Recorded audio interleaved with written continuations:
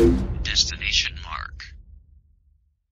Hey guys, how's it going? Marcelo here, and I've got another topic of discussion for, who else, Crash and Spyro. This one's been festering in my head for a while now, so I think it's about time I put my stance on this matter. If you've been keeping up with my latest videos on these guys, you'll know that in Activision's third quarter conference call last year, we got the first hints of them expressing interest in diving back into entirely new, original games for Crash and Spyro again. Everything we have for them right now has been extremely successful, and I still love all 7 remastered games very much. But if there's one thing I've never denied, it's that these projects not only serve to resurrect these characters and their IPs, but also to celebrate their 20th anniversaries by revitalizing our nostalgia for these guys' old adventures. And it worked without a hitch. If all these reboots, remakes, and remasters have taught us anything, it's that nostalgia sells. And that's not always a bad thing. But when it comes to these two in particular, I think we've finally reached the end of the nostalgia period of these guys' returns, and now in my opinion we need to see brand new games for them. And many others agree with me. However, the way in which some fans agree is somewhat concerning, and kind of stifles the point I'm trying to make with that previous statement.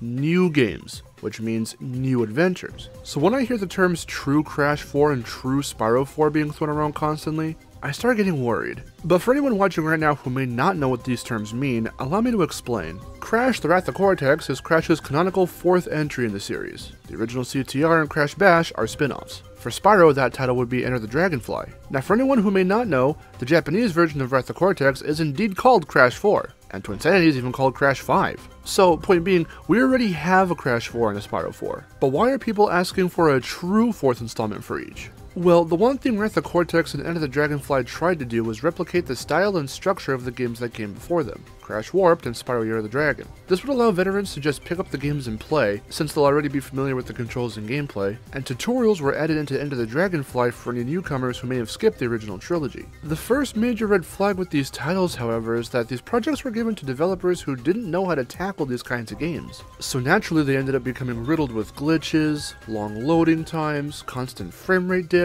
slower gameplay than their predecessors, and overall just needed more time to get things really fleshed out. But now here's something interesting about Wrath of Cortex that brings us back to the topic at hand. The game was originally supposed to be an entirely different kind of Crash game. A big open world adventure thought up by Mark Cerny, the producer who'd worked closely with Naughty Dog and Insomniac on both Crash and Spyro since the beginning. However, Universal Studios, the ones who actually owned the IPs, wanted the at the time next-gen Crash project to look and play more closely to the original 3 games. They didn't want to risk doing something different from Crash's established formula and lose that familiarity the fans had with the series. So the point here is this 4th Crash project was not originally going to follow the previous platformer games. And now fast forwarding all the way to now, likewise I don't think this next new game for either of the franchises should follow in the remastered trilogy's footsteps.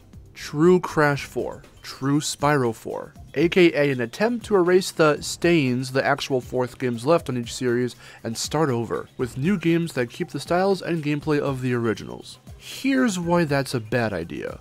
We already have the original trilogies, the actual 4th games, 2 games in each series that did try to stay true to the original styles while doing some slightly different things with the formula, and remasters of the original trilogies so that kids today can grow up with the exact games that we did. Those are a lot of games that reuse the same basic gameplay style and premise. Spin around to smash crates and collect crystals and gems, use flame and charge attacks to break chests and collect treasure. This is a formula, and it's been used and depended on so much because of Crash of the Titans, Mind Over Mutant, and the Legend reboot have shown us, the fans don't like drastic change. And the devs and publishers are well aware of that. But these formulas need to get retired, at least for a little bit. We need Crash and Spyro to go big, to go ambitious, and to try something outside their comfort zone. We've already seen glimpses of it with the titles I just mentioned. Adding in combat, more open world environments, and epic storylines were the way these devs at the time were trying to spice up both franchises' formulas. And to me, they were all really cool games. Still had their flaws, but were a step in the right direction.